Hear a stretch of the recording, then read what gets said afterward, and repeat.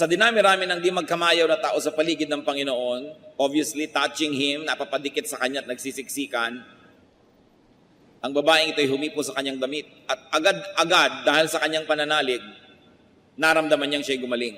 Kung meron po kayong napakasakit na karamdaman o napakahirap na kalagayan, kayo ang unang-unang makakaalam kung ito ay nawala.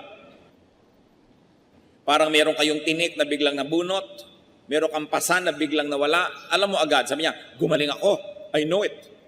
At ang Panginoon, may naramdaman din. Naramdaman niya ang kapangyarihan na lumabas mula sa kanya. At sabi niya, sino ang humipo ng damit ko? Sabi ng mga walang kamalay-malay, mga clueless na mga disciples, ang dami-dami pong tao na nagkakagulo dito, tinatanong niyo kung sino humipo sa inyo. Because obviously, there were so many people who were able to touch Him, but this one particular touch had the touch of faith. Kaya siya lang ang gumaling sa dinami ng nakahipo sa Panginoon, siya lang may pananalig.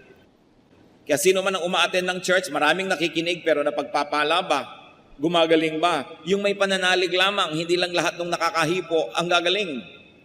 Pero ang mahalagang tingnan dito, that Jesus lost energy to the recipient. At naramdaman niya yon. Hindi basta libre-libre lang ay pinapamigay niya na baliwala, iniinda at nararamdaman ng Panginoon. Kung minsan naman kasi iba, medyo may trabaho ka lang, may konti kang pera, bigyan mo naman kami, hindi mo naman iindahin, ang dami mo naman pera. Paano ko pwede magbigay kahit kanino na hindi mo iniinda? At ang Panginoon talagang nararamdaman niya ang kanyang pagbibigay because He pays. What else did Jesus pay to become our Lord and loving Savior? The Lord received the illnesses upon Himself whenever He healed people. In healing people, He received the illnesses. Matthew 8:16-17, when evening came, many who were demon-possessed were brought to Him, and He drove out the spirits with a word and healed all the sick. This was to fulfill what was spoken through the prophet Isaiah. He took up our infirmities and carried our diseases. Nakikita niyo po yung mga nurses, doctors, technicians na nagsisilbi sa mga pasyenteng may sakit, lalo yung nakakahawa, bihis na bihis, ayos na ayos, linis na linis, dahil baka makuha nila yung sakit. Pero kung yan po ay tinatanggal sa atin, lumilipat. Inoperahan ka, tinanggal yung maruming bahagi ng iyong katawan, napalipat yun doon sa kung saang lugar. Kaya iniingatan nila kung saan pumupunta yung mga biological wastes ng ospital dahil may paglilipatan yon. Kaya kailangang ingatan. Yung basura natin, inalis natin sa ating bahay na wala yung baho pero lumipat sa iba. Kaya yung mga sakit natin na pinapatanggal natin sa Panginoon, sa niya dinadala. Tinatanggap niya sa kanyang sarili. Yun pong He took up our infirmities is from the Greek lambano, which means to accept, to have, to obtain, to receive, to take.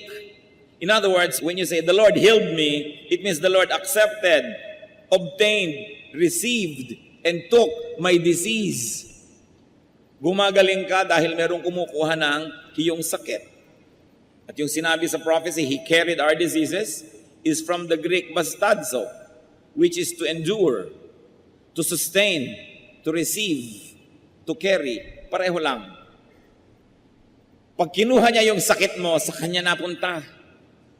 Kaya hindi pwede kang pagpalain ng Panginoong Yesus na hindi niya nararamdaman na pinagpala ka dahil siya ang nagbabayad.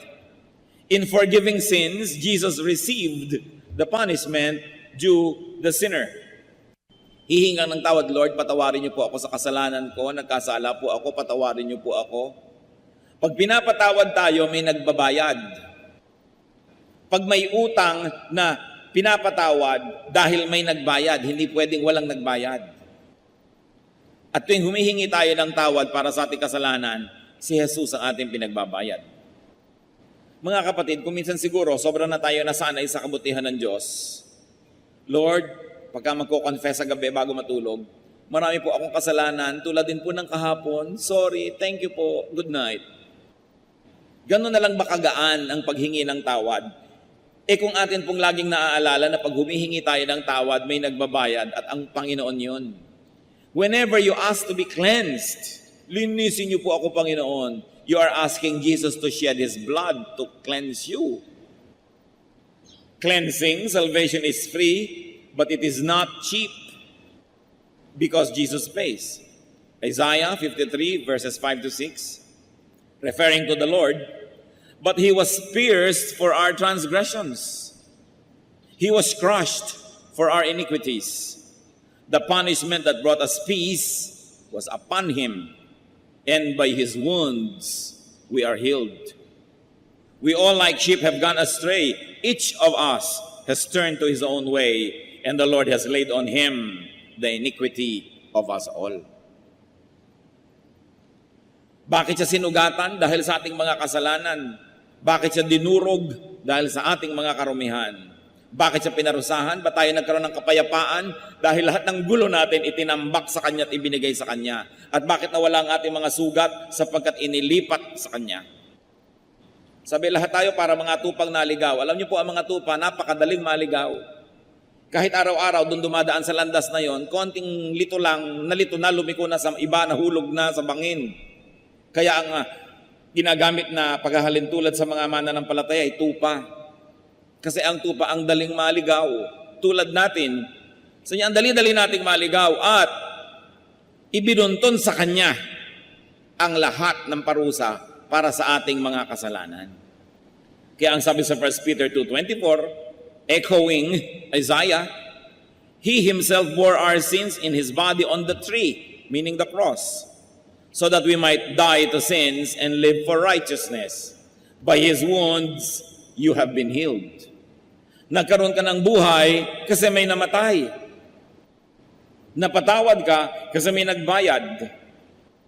May lamb, kaya merong forgiveness. Kaya ang tawag sa Panginoon din, Lamb of God. Alam niyo po, sa old tradition of Israel, sa kanilang mga tradisyon ng pag-aalay ng mga hayop,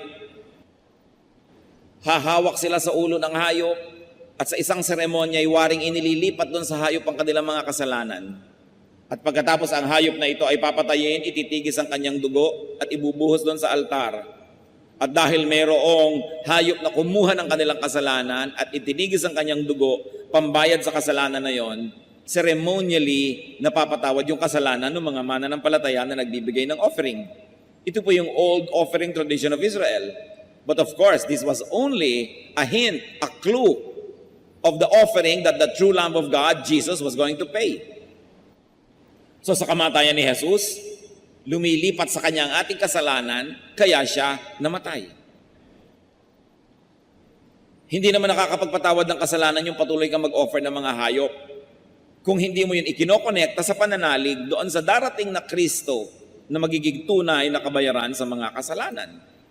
So even the offering of blood sacrifices don't mean anything if it is not connected in faith through the blood of Jesus.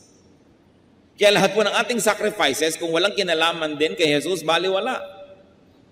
Pero ang mahalaga nating tandaan, may nagbayad. May Barabas kasi may Jesus. Ano po ang nangyari noong ang Panginoong Jesus ay inilitis ni Pontius Pilate? Wala siyang makitang kasalanan. Sa niya, wala akong makitang kasalanan dito. Meanwhile, heto si Barabas, sabi niya, alam na alam nyo at alam na alam ko makasalanan. Pumili kayo kung sino sa kanila ang palalayain ko. Kasi naging kaugalian na pagpista, nagpapalaya ng isang may kasalanan. At ang pinili ng mga tao si Barabas at si Jesus, nagpasa ng krus. Habang ang Panginoon ay hinahataw, nagpapasa ng krus at ipinapako, si Barabas nagpa-party. Nagkaroon bigla ng bienvenida party ng kanyang mga kaibigan, kamag-anak, sapagkat siya'y lumaya, samantalang siya'y dapat ay ipako sa krus, dapat siyang parusahan. Pero nakalaya siya dahil si Jesus ang napako.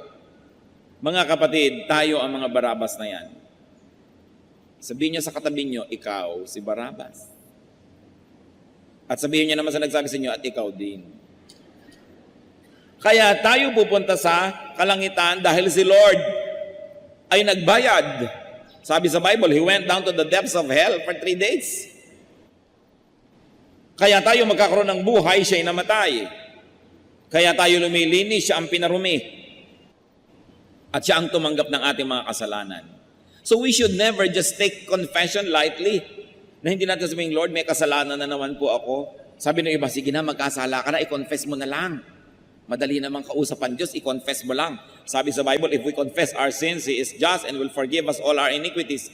Yes, the Lord forgives, but the Lord pays. Tuwing kayo po, halimbawa, gagawa ng mali, pero alam nyo, magulang nyo magbabayad. At di ba nangyayari naman sa buhay natin yan? Mga anak gagawa ng mali, magulang nagbabayad.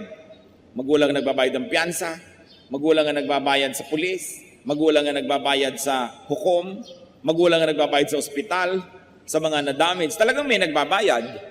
Pero anong klaseng anak ka naman tuwing wala ka na lamang na ginagawang pag-iingat dahil may nagbabayad naman? At sa mga kasalanan natin paulit-ulit, ang Panginoon, paulit-ulit nating sinusugatan para kuhanan ng dugo na panglinis sa ating kasalanan. Ganun niya tayo kamahal. Isang pagmamahal na hindi dapat abusuhin, isang pagmamahal na dapat maging inspirasyon natin para tayo magsikap, na bigyan siya ng kaluguran, kasiyahan, at tigilan natin ang kahihingi ng dugo niya. Ngayon yung iba naman, ba't hindi ka malang nagko-confess kasi nahihiya na ako sa Diyos humingi ng dugo eh. Kung talagang nahihiya ka, ang tigilan mo ay ang pagkakasala. Kasi kahit hindi ka humingi ng dugo at palinis, offensive pa rin sa Diyos ang karumihan. Yan po ang pinagkaiba mga kapatid ng Christianity. That's why we do not apologize to say that this is the real one, the genuine one. Because in Christianity, Christ pays. In all other religions, you pay. Humanap kayo ng ibang religion na hindi salvation through faith in Jesus. Siguradong yung tao ang Savior niya. Kailangan siya magsakripisyo, kailangan siya magbayad, kailangan siya magbiyahe patungo sa malayo to earn points, kailangan siyang gumawa nito at gumawa noon, magpahirap sa sarili dahil siya ang nagbabayad sa kanyang kasalanan. Pero kaya ba nating bayaran? Ano man ang gawin natin sakripisyo? Hindi. Jesus paid for our sins. This is a very, very cornerstone and uniqueness of Christianity. That in Christianity, our God pays for our sins. In all other religions, you never stop making sacrifices to try to pay for your sin and to please your God. And if it is God who is your judge, who will pay for your sin, and He is the judge, who can condemn you? Kaya sinasabi sa Bible, there is now no more condemnation for those who are in Jesus. Pag namatay ka, siguradong automatic, you're going to paradise. Wala nang hukuman, wala nang magsasakdal. Paano ka isasakdal? Ang hukom, yung Savior mo. Saan ka nakakita ng hukom na matapos kang i-declare guilty, I find this accused guilty, pak! Pagkatapos hinubad niya ang kanyang robe bilang judge, at siya ang naupo sa silya elektrika para sa'yo, siya ang tumanggap ng lethal injection para sa'yo, siya ang nag-serve ng 30 years in prison para sa'yo, pero dineclare kanyang guilty dahil siya ay just. Hindi niya pwedeng sabihin yung tama ay mali, yung mali ay mali. Hindi niya pwedeng sabihin yung mali ay tama. Yung mali, mali. So we are all declared sinful. But Jesus paid for our sins. God, who is our Savior, is also our judge. Yun lang mga kapatid, dapat na, sapat na para tayo masecure lagi. Hindi bagay sa mga Christian yung insecure. Nai-insecure ka doon sa isang mahusay-husay na tao. Hindi bagay yan. Hindi bagay yung nai-insecure ka sa ganito, sa ganyan, wala kang siguradong kakainin next month, nai-insecure ka. Kung yung eternity, yung kawalang hanggan, yung forever and ever, isinecure ng Panginoon, hindi pa kaya tayo isecure bukas, ngayon, next week, next month? At kung si Jesus ay mamamatay para sa ating kasalanan, ililipat sa kanyang ating mga sugat, tatanggapin ang mga palo na para sa atin, ang mga pako na dapat ilubog sa ating katawan ay sa kanyang katawan ilubog, hindi pa kaya tayo bigyan ng makakain? Hindi pa kaya niya tayo bigyan ng shelter? Hindi pa kaya niya tayo bigyan ng konti nating kailangan dito sa mundo? Never be insecure. The love of Jesus is enough to make you smile all the days of your life, no matter what happens. Because our eternity is secure. Merong Kristo, kaya tayo ay ligtas. Ano pa po ang mga sacrifices ni Lord sa atin? In giving happiness and joy, Jesus carried our sorrows. Isaiah 53 verse 4. Surely, He took up our infirmities and carried our sorrows. Yet we considered Him stricken by God, smitten by Him, and afflicted. Sa pagpapasaya sa atin ng Panginoon, siya ang nagdala ng lungkot. Ganyan-ganyan po yung mga counselee. Darating sa counselor, lamu-lamukot ang muka. Madilim ang muka. Mabigat ang puso. Matapos magbuhos ng kanyang mga sama ng loob, maipanalangin at mabigyan ng makadiyos na payo, lalabas sa counseling room, nakangiti na, maligaya. Kung hindi man kumpleto, nabawasan na yung dala niyang mabigat. At sa pangatlo, pang-apat na counseling, gumaan na siya. Alam niyo po kung ano nangyari? Pag alis niyo sa counselor, sa pastor na nagbigay sa inyo ng payo, siyang bumigat. Naalaman niya yung mga problema niyo, ininda niya yung mga suliranin ninyo, yung mga gulo niyo sa buhay, tinambak niyo lahat sa kanya.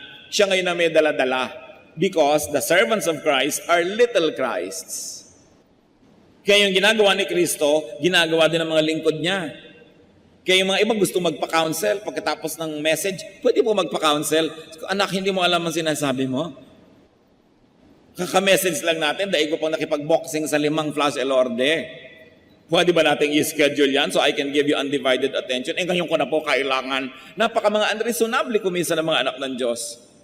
Pero sa doktor, nakikipag-appointment. Sa dentista, nakikipag-appointment. Sa dermatologist, nakikipag-appointment. Kahit 30 days later, nakapila sa kanyang liposuction. Pero pag magpapapayo sa mga lingkod ng Diyos, gusto ngayon na agad, ayaw pumila. At akala mo, gumaan na yung kanyang pakiramdam, hindi mo lang iniisip at ipanalangin yung counselor niya na gumaan siya dahil yung bigat nalipat doon. Yan po ang ministration ng mga anak ng Diyos. May sumaya dahil may lumungkot.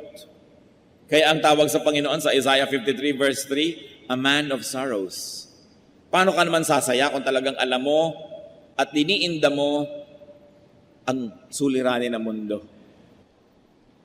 Kaya dapat nating ipinapanalangin po ang ating mga counselors. Para kasi silang basurahan. Yung lahat ng basura mo, itatambak mo sa kanila, luminis ka't gumaan pero naiwan sa kanila. Anong gagawin nila? They have to be helped spiritually. Because that is difficult. What else did Jesus pay? In serving people, Jesus got tired. Ang Panginoon nga napagod.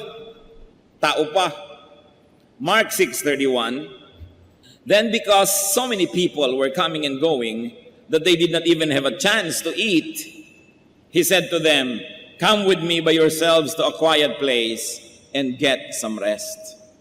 Hindi na matapos-tapos ang miniministera ng mga tao. Sabi ng Panginoon sa kanyang disciples, magsara muna tayo.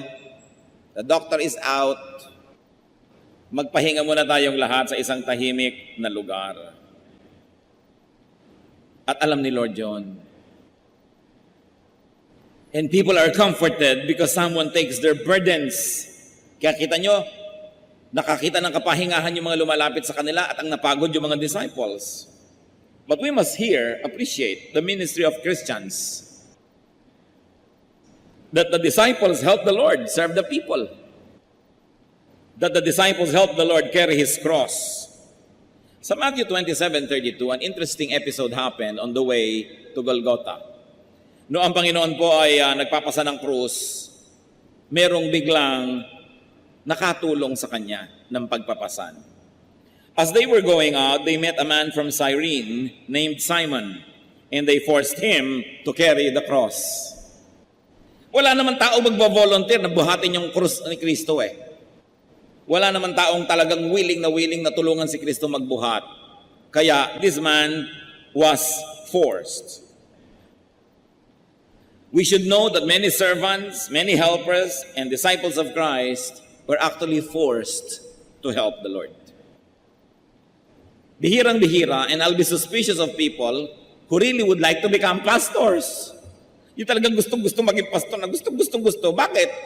Siguro ang nakikita lang niya, yung lagi kang nakakaupo sa presidential table, lagi ka kumisang nararegaluhan ng pinya, naaalala ka ng mga tao, iniimbita ka sa kanilang mga debut, sa birthdays, so gusto-gusto mo ngayon maging pastor kasi walang taong matino na iibigin niyang gusto niya magpasa ng krus.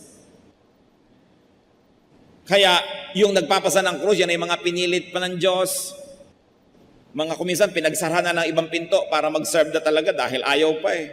O kaya takas ng takas katulad ni Jonah na nagbabagyo pa at kung ano-anong dilubyo ang nangyari para lang sumunod siya sa kagustuhan ng Diyos. Pero ang maganda nito, sa napilitan kayo't hindi, kung tayo ay kapwa lingkod ni Jesus, tayo'y tumutulong na gawin ang kanyang gawain, ito'y malaking bagay. Kahit si Jesus na nga siya, kinailangan pa na magkaroon ng isang taong katuwang, katulong sa kanyang gawain. Hindi dahil kailangan niya ang tao, because God wants to dignify us and He likes us to become His workmates, His partners, His supporters. Kaya tayo kahit nag-aagam-agam, may konting duda, and your love for yourself, for your comfort, for your freedom, discourages you from helping Christ carry His cross, follow the voice of God and help the Lord carry His cross. Kaya ang kasabi-sabi niya, carry your cross and follow me. Gusto mo palang sumunod kay Kristo? Hindi ba nakakahiya na si Kristong Diyos ay may pasang krus tapos sumusunod ka, wala kang dala? Kaya ang susunod kay Kristo, papasan din ang kanyang munting krus. Salamat na lang, hindi sa kanya ipinapapasan yung krus, yung cross of salvation. Kundi yung cross na lang niya na, halimbawa, mahiyain siya, dapat niya yung talunin. Halimbawa, tamad siya, dapat niya sipagan. Halimbawa, proud siya, dapat siya maging humble. Yun ang mga cross na dinadala natin. Na marami na siyang trabaho sa buhay, mapapagod pa siya. It's still a cross that we have to carry. But it is a ministry. In identifying with people, Jesus lost His favored status. He lost His fellowship with the Father. Naranasan niyo na ba na kayo nasa isang marangal na kalagayan, pagkatapos may mga tao nasa isang abang kalagayan, pero in identifying with them, bumaba tuloy yung ranking nyo? Ganyan ang ginawa ni Jesus. Kung minsan ikaw ay napaka-respectable person, very accomplished, pagkatapos ang mga kapatid mo, ang mga pinsan mo, lahat ng kamag-anak mo, basagulero, mga hampas lupa, pero in identifying with them, nababawasan ang iyong ningning, but you identify with them nevertheless, kasi kamag-anak mo. Isa kang kagalang-galang na teacher na babae, ginagalang ng lahat, tapos yung asawa mo, pasuray-suray at laseng, dahil sa iyong association, nadadala ka niya pababa. Ano kaya ang pagbaba na dinadala natin sa Panginoon? Na siya'y nasa langit, literally ibinaba sa lupa. Napakataas ang kalagayan, siya'y naging hamak, siya'y naging kawawa, inapi-api, sinaktan. Biruin mo, anak ng Diyos, sasampalin ng tao lamang, papahirapan, sasaksakin, hahampasin. At hindi lang yon, naputol pa ang kanyang favored fellowship with the Father. Matthew 27:46. About the 9th hour, Jesus cried out in a loud voice, Eloi, Eloi, lama sabachthani, which means, my God, why have you forsaken me? Isang napakalaking tanong sa marami, bakit sinasabi ni Jesus yun nung mamamatay na siya? Because when Jesus was about to die, all your sins, my sins, the sins of all people of the world, then, now, and in the future, were placed upon Him. Ang lahat ng ating kasalanan, itinambak kay Jesus. Pati yung gagawin pa lang natin, itinambak na para pag nangyarit ginawa natin at inihingi natin ng tawad, nabayaran na rin sa krus. Kaya naputol ang relasyon ng Ama sa Anak, because how can God who is holy, how can the Father who is perfectly holy have fellowship with the Son who has now become the sin? And who has now become the personification of sin. Nalipat sa kanya lahat. Kung minsan, may anak ka, hindi mo gusto yung mapapangasawa dahil nakipag-isa doon, itatakwil mo. Hindi mo na ako ama mula ngayon. Paano pa yung Diyos Ama sa langit? Ano magiging relasyon niya sa Diyos Anak na naging sobrang makasalanan, pati yun naputol? Ibinaba natin ang kalagayan ng Panginoon at ginawa niya yon para tayo itaas. Huwag magtaka, mga kapatid, if in our association with Jesus, sa tingin ng iba, bumababa tayo. Sobrang pagbaba ang ginawa ng Panginoon para maki-associate sa atin. Huwag tayong manghinayang kung sa tingin lang ng ibang tao dyan, bumababa tayo dahil kayo nagbabasa ngayon ng Bible, dahil ikaw ngayon ay naging born-again Christian, dahil ikaw ngayon ay naghahanap ng katotohanan. Sabi nila, ano nangyari sa'yo? Bakit iniwan mo ang ating dating relihiyon? Naligaw ka na ng landas, nababaliw ka na, nagbabible ka na. Kung minsan, itinatatuhan natin ang ating pagiging anak ng Diyos para huwag bumaba ang pagtingin ng iba sa atin. Pero ang pagbaba ng Panginoon, hindi sa pagtingin ng makasalanang tao, kundi sa pagtingin ng Diyos Ama, ginawa niya para sa atin. So you be identified with Jesus. If He was willing to be identified with you, all the more that we should be willing to be identified with Him. Ano sabi ng Panginoon sa Matthew 10:32-33? Whoever acknowledges me before men, I will also acknowledge before my Father in heaven. But whoever disowns me before men, I will disown before my Father in heaven. Pag ako ipinagbapuri mo sa harap ng tao, ipagmamapuri kita sa harap ng Ama. Pero pag ikinahiya mo ko sa harap ng tao at itinatwa mong anak kita, itatatwa kita sa harap ng Ama sa araw ng paghuhukom. Ganun ang pagmamahal sa atin ng Diyos. Sobra. Christianity is a religion premised on love, on the love of God for people. Sa kayo nakakita ng relihiyon na yung Diyos ang nag-o-offer at ang offering niya hindi bulaklak, hindi kandila, hindi dasal, hindi usok. Ang offering niya ang sarili niyang buhay para sa kanyang mga anak. So the Lord loves us. Jeremiah 31:3. The Lord appeared to us in the past, saying, I have loved you with an everlasting love. I have drawn you with loving kindness. In loving and serving people, the Lord Jesus Christ received all our illnesses upon His body. He received the punishments for our sins. He carried our sorrows, grew tired, and lost His fellowship with the Father. But of course, He regained this in victory, because the holiness and perfection of Jesus could not keep Him on the ground, could not keep Him dead, could not hold Him in hell. But the holiness and perfection of Jesus is above the sins of us all. Ang kanyang kabutihan ay higit sa kasamaan nating lahat. Ang kanyang kalinisan ay higit na makapangyarihan sa karumihan nating lahat. Kaya kaya niyang bayaran ang lahat ng ating kasalanan. Kaya siya ang kaisa-isa bukod tangi qualified to be Savior and to be Lord. Meron pong nangyayaring osmosis when you are with the Lord. Ano po ba yung osmosis? The movement of liquid from a place of higher concentration to a place of lower concentration. Or the movement of anything. Kaya yung itlog ng itik na ibinabad nyo sa asin ng matagal, nagiging itlog na maalat. Kasi yung alat ng asin nakakalampas doon sa shell na yan ng itlog at nakakapasok sa loob, nagiging maalat. Kaya ang ibinababad nyo, iminamarinade yung karne sa toyo, naglalasang toyo. At kaya naman, yung masarap sana pero sinobrahan nyo ang sabaw, lahat ng lasa niya nagpunta na sa sabaw, nawala na yung concentration, nag-osmosis. Pag tayo babad sa Panginoon, osmosis happens. Yung kapangyarihan niya, yung kanyang lasa, yung kanyang kagandahan lumilipat sa atin. At alam niyo nangyayari, lahat ng kasamaan natin at karumihan lumilipat sa kanya at binabayaran niya. Kaya ang mahalaga, sino ang iyong kasama, sino ang iyong kababad, dahil magiging ganun ka rin. Kung nakikibabad ka sa mga laging nagpupuyat, magiging puyat ka rin. Kung nakikihalubilo ka sa mga umiinom ng alak, magiging lasenggo ka rin. Kung nakikisama ka sa mga rebelde, magiging rebelde ka rin. Pag sumasama ka sa mga sexually immoral, magiging immoral ka rin. Because there is osmosis. That's why you choose who you go with. Pero syempre, marami namang gustong maglasing talaga, so sasama dun sa nagyayaya sa inuman. Kasi sila mismo gusto rin nila yun eh. Paano pa ako nakonsente, na-encourage? Di lalong mangyayari yun. Kaya yung mayayabang na sumasama sa kapwa mayabang, lalong yumayabang. Yung mga tamad na sumasama sa mga tamad, lalong nagiging tamad. Anong mangyayari kung sumasama tayo sa mga makadiyos? Anong mangyayari kung makikiisa tayo sa Diyos mismo?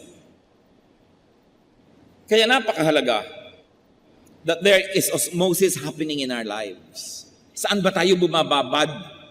Sa salita ng Diyos, sa kabutihan, sa magandang payo? Do not be surprised if in ministering to Christ and in ministering for Christ, you suffer. Huwag kayong ma-surprise.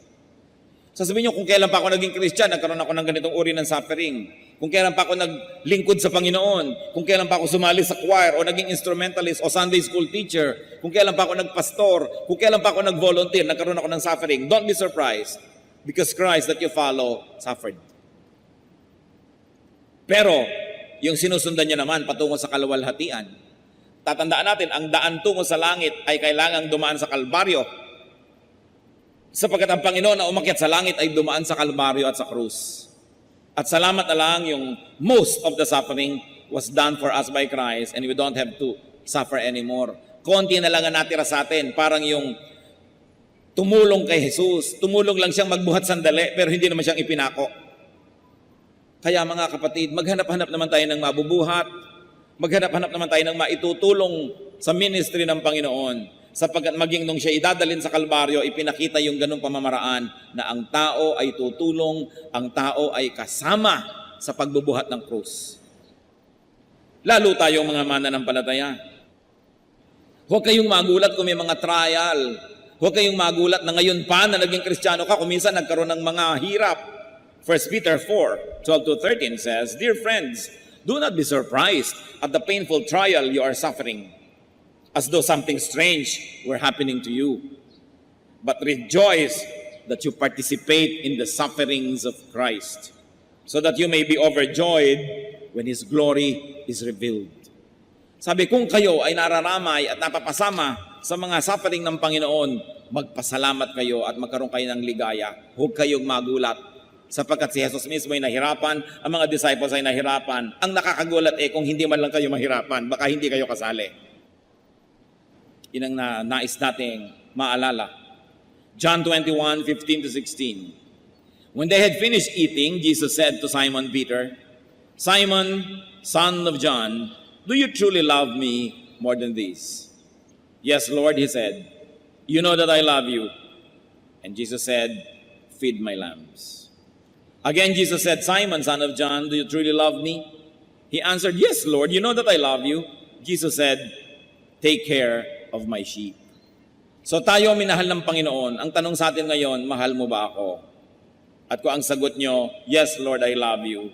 Alam nyo ang sagot niya, bueno, feed my sheep. Feed my lambs. Take care of my people. Take care of my church. The church is the body of believers, the head of which is Jesus. Kung mahal mo ako, paano mo ako paglilingkuran? Nasa langit ako, paglingkuran mo ang mga kapatid, ang kapatiran, ang church. Paano mo ako bibigyan ang yaman-yaman ko? Wala akong kailangan, Diyos ako. Buwes, bigyan mo ang mga kapatid, bigyan mo ang gawain, bigyan mo ang misyon, bigyan mo ang church. Paano mo ako tutulungan ako'y Diyos? Tulungan mo ang mga kapuspalad, ang mga kawawa, because whatever you do to the least of this, you do to me. Gusto mo akong gawa ng mabuti? Sabi ng Panginoon, gawin mo sa iyong kapwa. Gawin mo, unang-una sa iyong mga kapatid sa pananalig, at pagkatapos gawin mo kahit kanino paman. Yan ay ituturing ko na ginagawa mo sa akin. Jesus is loving, we should be grateful. And what better way to show our gratitude than to love those whom He loved, to love His church and not divide it, to love His church and not speak against it, to love His church and do everything to strengthen it, not to weaken it. Dapat lahat po ng ginagawa natin ay para tumulong na palakasin ng iglesia, hindi ito para pahinain, hatiin at siraan. Dapat lahat ng ginagawa natin ay para lingapin, pagmalasakitan ng iglesia ng Panginoon, sapagkat siya ang ulo ng iglesia. At wala tayong maaaring gawin na pananakit, pagbabaliwala, pagtalikod, pagpapabaya sa church na hindi ituturing na pagtalikod sa Kanya. Because He is the head of His church. And very importantly, because Jesus has done good to you, do to others what Jesus had done for you. 1 Corinthians 11:23, "For I received from the Lord what I also passed on to you." Tinanggap mo pala sa Panginoon, ipamigay mo rin sa iba. Katuruan, kaligtasan, mabubuting bagay. Matthew 10:8, "Heal the sick, raise the dead, cleanse those who have leprosy, drive out demons. Freely you have received, freely give." At ito'y pwedeng physical, pwede lalo naman na spiritual. Because many people are spiritually dead. They have to be spiritually alive. Turuan ng salvation. Many people have spiritual leprosy. May sakit na nakakahawa, may sakit na napakahirap gamutin. Gamutin sila sa pamamagitan ng katuruan ng Diyos. Magpalaya sa mga demonyo sa buhay ng mga tao. At kung hindi espiritual na demonyong nakatira sa kanya, mga kamalian na ang demonyo ang pinagmumulan. Ibunyag ang mga gawain ng kadiliman at huwag itong pagtakpan. Napakamali na kung may ginagawa ang inyong ina, ang inyong ama, ang inyong anak, ang inyong kapatid na mali, pagtatakpan nyo dahil kapatid nyo sa laman. Dapat ang sugat tanggalin ang takip at nang sa ganon, malinis, malanggas, malagyan ng gamot. Kung patuloy mo itong tatakpan, hindi gagaling. At napakarami po ng spiritual sicknesses sapagkat pinagtatakpan ng mga kamag-anak, hindi napapagaling, hindi na ministeran, hindi na bibigyan ng counseling dahil nagpapanggap sila na wala namang mali. Yan ang sinabi ni Jose Rizal sa introduction sa No Limit Angere. May sugat kang pinakakatakpan-takpan mong parang ketong. Tatanggalin ko ang takip, ang lambong, at ibubunyag ang iyong karamdaman, hindi para ipahiya ka, kundi para ihanap ng lunas. Pero kung lagi na lang tayong on denial, we're hiding our own weaknesses and our sins from ourselves. And we do that in dealing with our relatives and family na pinagtatakpan natin, kinukonsinti. Hindi nagagaling, lalala ng lalala. Ang sugat kailangang buksan, mahapdiman. So Christian ministers, Christian servants, learn from the Lord and accept that you will also lose energy, receive illnesses from others, that you can get sacrificed and you bear sorrow. But sabi the Lord, carry your cross and follow me. Christians, this is the difficulty of being servants of the Most High God. Kaya yung mga nasa paligid natin na nagsaserve, i-encourage natin, huwag i-discourage. Ipanalangin natin sila, huwag pagchismisan at pag-usapan. Kung may mga kakulangan na ating mga leader, suportahan natin sa panalangin, suportahan natin sa lahat ng bagay, at nang sa ganun lalo silang lumakas, sapagkat sa pagsunod nila sa yapak ni Kristo, sa paglilingkod nila tulad ng iniuutos ni Kristo, sila man nagkakaroon ng mga pagdurusa na hinarap ni Kristo. So we should be very supportive. Pray for them, support them. Hindi yung pagka lumalaki ang gawain, magkakaroon ng mga intriga, maghihiwa-hiwalay. Hindi tulungan. Habang lumalaki, siyempre, dumadami ang demands. Dumadami ang kailangang manggagawa. Dumadami ang kailangang mga gamit. So, kailangan lalong dumadami ang support, hindi kumokonti. Bakit nga po bang isang phenomenon na nakakalungkot dito sa ating bayan at sa iba man, pag lumalaki yung church, nagkakaroon ng mga division. Paano? Hindi na siyempre mababantayan lagi ng top leader ng every little corner. Ngayon may mga ambisyosong nasa mga little corner, magkuku, tatayo ng manghimagsikan. Meron naman siyempre maniniwala sa kanila dahil yun ang kasama nila araw-araw. Hindi naman nakakasama yung top leader dahil imposible ka nang sumama sa lahat. Pagkatapos, gagawa ng mga aliwaswas, bulong-bulungan, aalis ako dito, sumama ka sa akin, magre-recruit ng mga tao. Kaya ang mga churches sa Pilipinas, pag lumalaki, marami nagkaka-divide. Sa halip kasing tulungan ng mga lieutenants at mga generals, yung kanilang commander-in-chief, nagkuku. At yung ipinagkatiwala sa kanilang posisyon na makasama ng mga tao, ginagamit nila para pasikatin ang sarili nila, mamahal sila ng mga tao para sumama sa kanilang mga kabuktutan. That's why it is important to respect the chain of command, those who are in authority. Pag meron pong nakakataas sa inyo na hindi na siya susunod sa mas nakakataas sa kanya, hindi na siya dapat sundin. Kasi ang tawag doon, coup. Ang sabi ni Lord, respect those who are in authority. So we should never support such kind of efforts.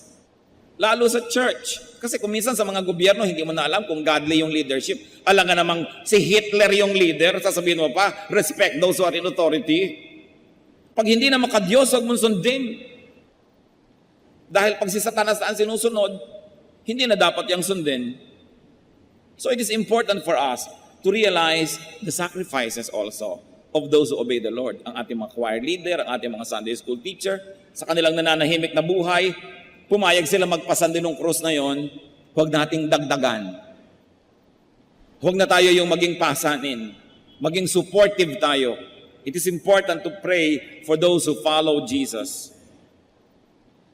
You know, pati ang mga babae po, very supportive sa Panginoon. Nung siya naglalakbay sa Galilee, sabi sa Mark 15:41, in Galilee, these women had followed him, meaning the Lord, and cared for his needs. So si Lord, kahit yung nandito sa lupa, nakakapaghimalaan, pero tinatanggap niya yung tulong ng mga naniniwala. Kaya dapat din tayong tumanggap ng tulong at dapat tayong magbigay ng tulong. But remember, if you're going to a counselor, pray for him or her. And after you have been counseled, continue to pray for the counselor kasi inilipat mo sa kanya yung bigat. Huwag naman tayong para maging bata at isip bata na kung may problema ka, sarili mo talagang iniisip mo, hindi mo na iniisip yung counselor. Na baka nga may problema rin yun sa oras na ito dahil tao rin yung katulad mo. Na marunong din tayong magpasintabi, magpa-schedule, magkaroon ng kagandahang asal. Hindi ko need tayo para tayong isang batang nag-iiyak at naggugugulong sa lupa na ang gusto mo unahin ka ng lahat na pansinin. Kailangan, suportahan din natin yung mga sumusuporta sa atin. Because when we weaken them, we also weaken ourselves. When you are not supportive of your church will be weak, your church cannot serve you. So in the end, you lose. Pero ano po ang sentro ng ating pinag-uusapan ngayon? Jesus paid a very dear price to love us. We should be willing to pay the price to love Him in return. Aming Diyos, kami po'y naghahanap pa ng mga personal na application sa aming napag-aralan. Ituro niyo po sa amin kung ano ang mga dapat namin gawin dahil mahal niyo kami. Maging mapagmahal din kami sa aming kapwa, maging matulungin. Turuan niyo kami, Panginoon, na igalang, mahalin at suportahan ang mga nangunguna sa amin. Nakapwa-tao lang naman namin sila at hindi sila katulad mo na Diyos. Kaya turuan mo kami, Panginoon, na sila ay lalo pang suportahan, to empower them, to pray for them, so that they may be able to do the duties that you have given them, not only with strength and power, but also with joy. At kami naman, Panginoon, ituro mo to carry our little crosses. Maiksi lang naman, Panginoon, ang paglalakbay patungo sa Golgotha, at lalong maiksi naman yung panahon na ginugol nyo, O Lord Jesus Christ, sa krus. Alam namin, Panginoon, ang naghihintay sa amin is a glorious eternity. Teach us to go through the momentary troubles and difficulties and not dishonor your name in the process. Teach us, O God. Mga kapatid, magbulay-bulay tayo at hingin natin sa Panginoon ang iba pa mga personal na application ng mga pinag-aralan natin ngayon. Today, when you hear His words, do not harden your hearts as in the rebellion, but allow the Lord and allow the word of the Lord to pierce your heart, to minister to you, to give you comfort if that's what you need, and to afflict you if that's what you need. Let us be alone with the Lord, ponder His love. Huwag nating magaanin ang kasalanan kung nakahihingi tayo ng tawad, sapagkat tuwing hihingi tayo ng tawad, si Jesus ay pinagbabayad natin. Kung meron dito ang kasalanan paulit-ulit, pabalik